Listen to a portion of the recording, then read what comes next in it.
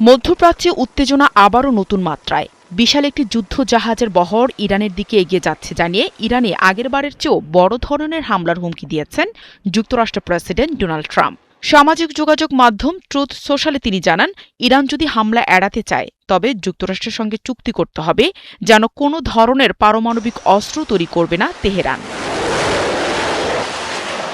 এর আগে স্থানীয় সময় মঙ্গলবার যুক্তরাষ্ট্রের মধ্য পশ্চিমাঞ্চলীয় অঙ্গরাজ্য আইওয়ার সমাবেশে ট্রাম্প বলেন, ইরান দ্রুতই একটি চুক্তিতে রাজি হবে বলেও তার আশা।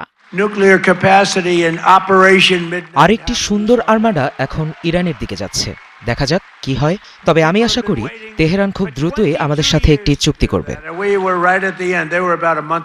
এদিকে নিজেদের আকাশসীমা বন্ধ করে দিয়ে হরমুজ প্রণালীতে লাইভ ফায়ার মহড়া চালাচ্ছে ইরান। হরমুজ প্রণালী ও তার আশেপাশের এলাকার ভূপৃষ্ঠ থেকে 25,000 ফুট উচ্চতা পর্যন্ত বিমান চলাচল নিষিদ্ধ করা হয়েছে। 25,000 ফুট উচ্চতার নিচে কোনো বিমান দেখা গেলে সেটিকে লক্ষ্যবস্তু করা হবে, সেই সতর্কবার্তা দেওয়া হয়েছে নোটেমে।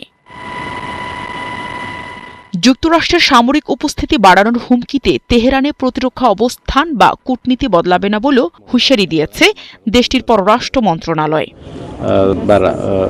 যুক্তরাষ্ট্রের সামরিক হুমকি সমগ্র অঞ্চল অস্থিতিশীল করে তুলবে, বিশেষ করে মার্কিন উপস্থিতি। আমরা দৃঢ়ভাবে ওয়াশিংটনের সামরিক হুমকির বিরোধিতা করি।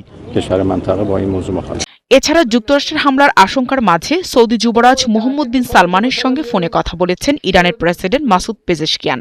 আলোচনায় আঞ্চলিক স্থিতিশীলতা রক্ষায় ইসলামী দেশগুলোর মধ্যে ঐক্য ও সংহতির গুরুত্ব তুলে ধরা হয়েছে।